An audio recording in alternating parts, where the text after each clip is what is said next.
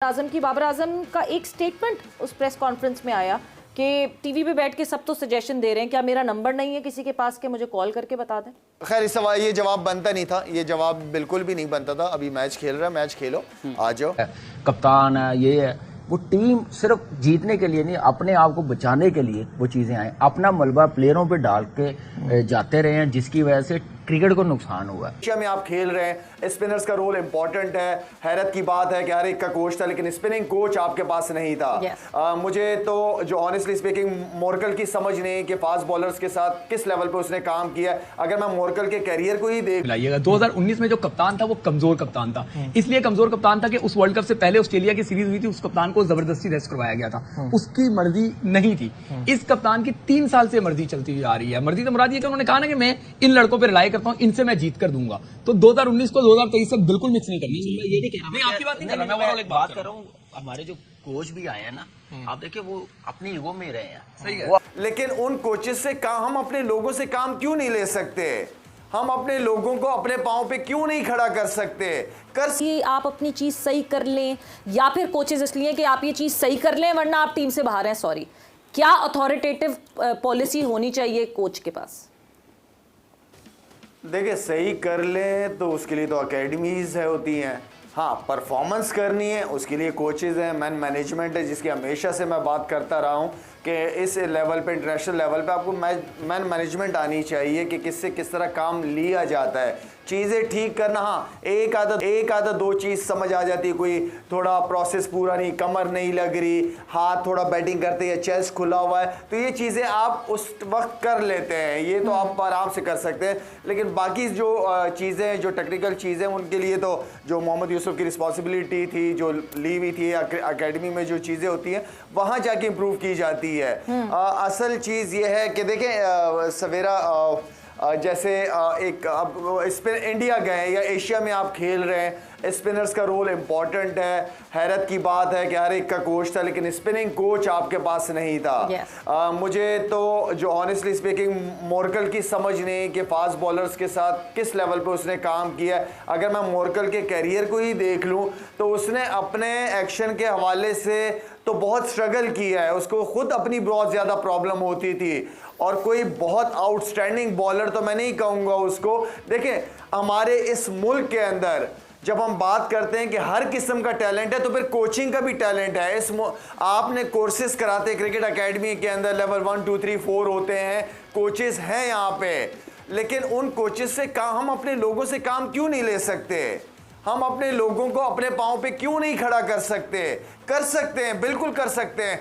अगर आप चाहते हो कि गोरा कल्चर आए तो ठीक है, आप 2-3 कोचेस जो हैं, जो लेवल 4 किए हुए हैं, जो कैपेबल हैं, आप उनको बाहर के साउथ अफ्रीका, इंग्लैंड, ऑस्ट्रेलिया भिजवा के 2-3 महीने गुजारे, वहाँ की इन्वायरमेंट देखें, किस तरह अकेडमीज चलती हैं, किस माइंड के सेट के साथ वो यूथ को, जो नया टैलेंट है, उसको किस तरह लेके चलते हैं।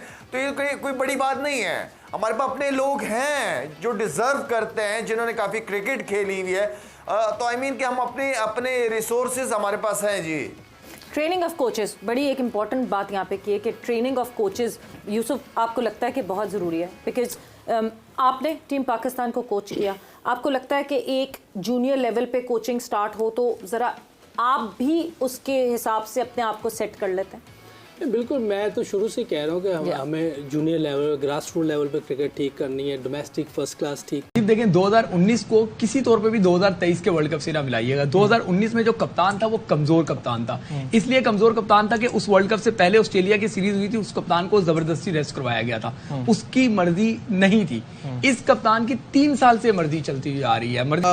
क्या कहेंगे ओवरऑल इस परफॉर्मेंस पे, और जो इस पाकिस्तान से लिंक किया है शोएब ने? देखिए, हम पहले प्रोग्राम में जो बात कर रहे थे ना कि क्या वजह रही, जैसे बासत भाई ने बात की, अजहर ने बात की है, मेरा एक्सपीरियंस, जो मैं इस लाइन में रहा हूँ, 14-15 साल ड्रेसिंग रूम शेयर किया, international cricket, domestic cricket, unfortunately 6-7 साल से ना टीम तो बनी है, जो टीम बनी हुई थी ना उसमें ऐसे बंदे आ गए थे टीम में, चाहे उसमें मैनेजमेंट लगा लें, जिनके हाथों में क्रिकेट है, डोमेस्टिक क्रिकेट है, कप्तान है, ये है, वो टीम सिर्फ जीतने के लिए नहीं, अपने आप को बचाने के लिए वो चीज़ें आए, अपना मलबा प्लेयरों पे डाल के जाते रहे हैं, जिसकी वजह से क्रिकेट को नुकसान हुआ है। तो ये चीज पाकिस्तान की क्रिकेट में नजर आया। सेटल प्लेयर्स को खराब किया गया, वो सबको पता है जो प्लेयर्स हैं, लेकिन उसका नुकसान आज हमने देख लिया कि वर्ल्ड कप में कितना हमको कितना फेस करना पड़ रहा है। और यही चीज डोमेस्टिक में भी है, मैनेजमेंट भी है।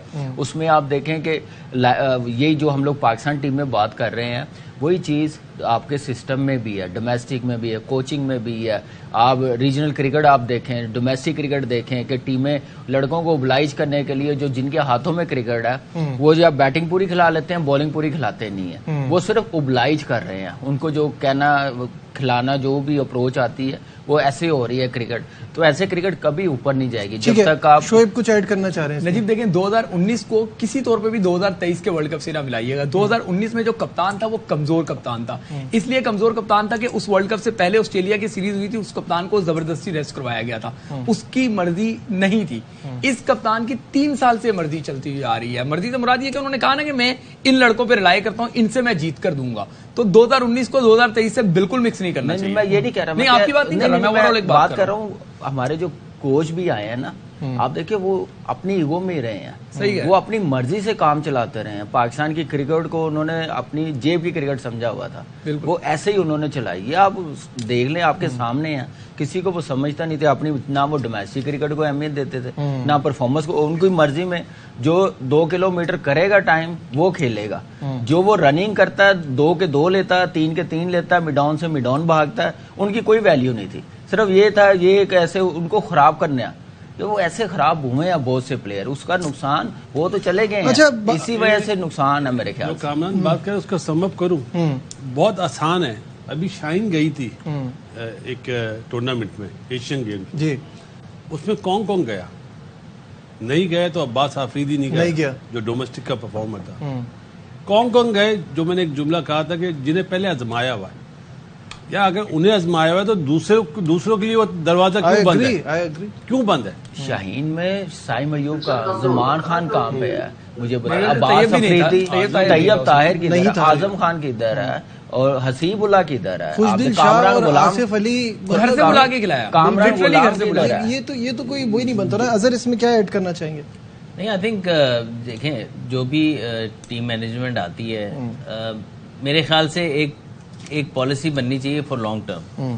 ठीक है, उसमें फिर मुझे नुकसान होता है या उसमें पर्सनल मैटर नहीं करने चाहिए। उसमें फिर वो चेंज ना हो। मुझे सिर्फ शिकायत देती है अगर आप लेके आते हैं ना, तो फिर उसको परमानेंट रहना चाहिए। फिर ये नहीं है कि यार वर्ल्ड कप नजदीक आ जाए तो फिर आप कहें कि यार नहीं हमें प्लेयर चाहिए। अब नहीं, फिर अगर आपने जो भी बनाया फैसला कर लिया तो फिर हार जीत का सोच के करें, या फिर फैसला ना करें, फिर आप स्किल और उस पर ही रहें। मुझे बस ये होता है कि यार आप बनाते हैं, फिर ये होता है कि जब वापस आते हैं ना प्लेयर, फिर सब कहते हैं कि यार उस टाइम पे ज्यादा हुई थी, इस टाइम पे एक दफा बना लें तो फिर उसको चेंज ना करें। मैं कहने का मतलब है कि आप as a management coach, head coach, आप अपना ब्लेम टीम की परफॉर्मेंस कुछ लड़कों पे डाल दें, रिपोर्टें उनकी दें कि ये डिजर्व नहीं करता टीम में, ड्रेसिंग रूम में बैठना डिजर्व नहीं करता। वो अनफॉर्चुनेटली पाकिस्तान क्रिकेट की तबाही।